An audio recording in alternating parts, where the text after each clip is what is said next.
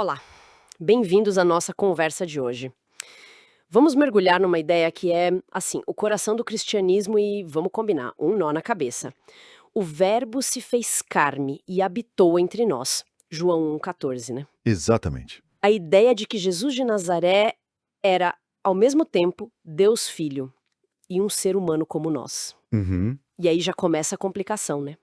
Como é que a gente junta a natureza divina, perfeita, onisciente, onipotente, com a natureza humana, que a gente sabe que tem limites, que falha, que não sabe tudo?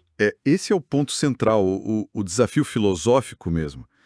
Parece que bate de frente com a lógica mais básica, aquela lei da não contradição de Aristóteles, sabe? Aquela de que nada pode ser e não ser ao mesmo tempo na mesma coisa. Essa mesma. Então, como é que a mesma pessoa, Jesus, podia ter propriedades que parecem opostas? Tipo, ser todo-poderoso e, ao mesmo tempo, ter poder limitado. Como a gente vê nos evangelhos, ele cansado, com fome. Uma tensão antiga na teologia. E aí entra um momento chave, né? O Concílio de Calcedônia, lá em 451. Isso, Calcedônia é fundamental. Não que tenha resolvido o mistério, mas, digamos, definiu as fronteiras do que seria considerado ortodoxo, correto. E o que Calcedônia disse essencialmente? Basicamente, estabeleceu três teses que qualquer explicação precisaria respeitar. Primeiro, Jesus é Deus de verdade, mesma essência do Pai. O termo técnico é consubstancial ao Pai. Ok, Deus verdadeiro. Segundo, Jesus é humano de verdade, mesma essência que a nossa, consubstancial a nós, em tudo, menos no pecado. Certo, humano verdadeiro também. E terceiro, e aqui é que o negócio aperta para a lógica, Jesus é uma única pessoa, um indivíduo só, idêntico a Deus Filho. Essa pessoa única existe em duas naturezas, a divina e a humana. Uma pessoa, duas naturezas. Exato. E essas naturezas coexistem sem confusão, sem mudança, sem divisão, sem separação. É importante isso. As propriedades de cada natureza continuam lá, mas pertencem a essa única pessoa. Uau! Ok. Definido o desafio. Então, como é que os filósofos tentaram explicar isso sem rasgar a lógica, né? Com base no que a gente estudou. Olha, as fontes mostram alguns caminhos principais. Alguns são meio radicais, tipo negar a lei da não contradição. Mas isso complica tudo, né? A linguagem perde o sentido. Nem me fale. Outra ideia é usar identidade relativa. Mas aí fica difícil manter a unidade da pessoa, que Calcedônia exige. Então, as abordagens mais exploradas vão por dois caminhos principais. Quais seriam? Primeiro, reexaminar o que é realmente essencial para ser Deus e para ser humano. Será que tudo que a gente pensa que é humano é essencial mesmo? Interessante isso. E o segundo caminho? O segundo é tentar mostrar que as propriedades opostas, tipo onisciência e conhecimento limitado, não eram possuídas por Jesus do mesmo jeito, ou sobre o mesmo aspecto. Vamos pegar essa primeira ideia? Repensar o que é ser humano. Como assim? O que não seria essencial? Bom, um exemplo bem conhecido é o de Thomas Morris. Ele diferencia o que é comum na nossa experiência humana, tipo errar, não saber tudo, ficar doente, do que é essencial para a natureza humana em si. Tipo, a gente erra porque somos limitados, mas o erro não define o ser humano? Exato. Morris diria que Jesus tinha tudo o que é essencial da humanidade. Era plenamente humano, mas não era meramente humano porque, né? Ele também tinha a natureza divina completa. Ah, entendi. Então, limitações como não saber o dia do fim do mundo, que está lá nos evangelhos.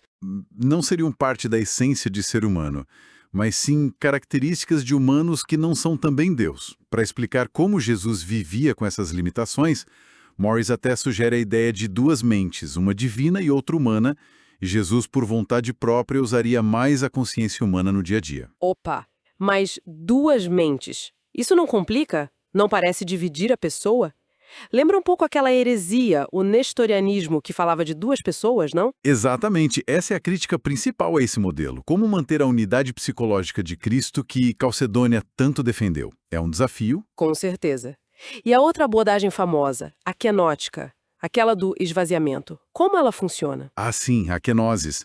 Vem daquela passagem de Filipenses capítulo 2, que diz que Cristo se esvaziou. Mas esvaziou de quê? Ele deixou de ser Deus? Isso sempre me confundiu um pouco. Então, os defensores da kenosis dizem que não, ele não deixou de ser Deus. A ideia é que Deus Filho, ao virar humano, abriu mão voluntária e temporariamente de usar de forma independente alguns atributos divinos, tipo onisciência, onipotência. Ele tinha, mas não usava. Mais ou menos isso. Ele escolheu viver uma vida humana autêntica, sabe? Isso sugere que talvez essas superpropriedades, as onipriedades, não sejam essenciais para ser Deus no sentido de serem inseparáveis dele. Talvez seja algo tipo onisciência inerente, a não ser que ele escolha não usar por um tempo. Entendi. Mas isso também gera perguntas, né? Claro, a principal é o dilema da glorificação.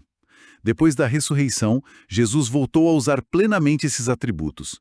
Se sim, então eles eram compatíveis com a natureza humana unida a ele, o que enfraquece um pouco a ideia do esvaziamento. Se não, aí a visão tradicional da glorificação dele fica meio incompleta. Serem possuídas sob o mesmo aspecto. Ah, sim. Isso leva a modelos como o da Eleanor Stump com a ideia de propriedades emprestadas. Propriedades emprestadas, como assim? Pensa num livro. Ele pode ser sério no assunto que trata, mas ao mesmo tempo ser engraçado no estilo de escrever, né? Faz sentido, sério e cômico, mas em aspectos diferentes. Exato. Stump aplica isso a Cristo. A pessoa única de Jesus é onisciente por causa da sua natureza divina e, ao mesmo tempo, tem conhecimento limitado por causa da sua natureza humana. A pessoa única pega emprestado ou manifesta propriedades das duas naturezas, mas relacionadas a cada uma delas. Não seria uma contradição direta porque o aspecto é diferente. Ah, peguei. Então a pessoa é a mesma, mas ela opera, digamos, ora a partir da divindade, ora a partir da humanidade, sem que uma anule a outra. É uma forma de colocar. A pessoa une a experiência e expressa ambas as realidades. Ok, então, resumindo, temos tentativas de resolver o paradoxo repensando o que é ser humano essencialmente, Morris, falando num autoesvaziamento divino temporário, que é Gnosis, ou focando em como as propriedades se ligam a cada natureza na pessoa única, Stump. É isso? Isso, são as linhas gerais. O objetivo comum é buscar uma coerência, né? Um jeito de pensar sobre isso que respeite tanto a fé tradicional, definida por Calcedônia, quanto a nossa busca por entendimento lógico. Nenhuma delas tira o mistério todo, mas dão ferramentas para a gente pensar. O que fica claro para mim é, nossa, como é complexo articular essa crença central. O esforço todo para tentar explicar mostra o quanto essa ideia da encarnação desafia a nossa intuição e nossa lógica comum. Não é pouca coisa. Exatamente.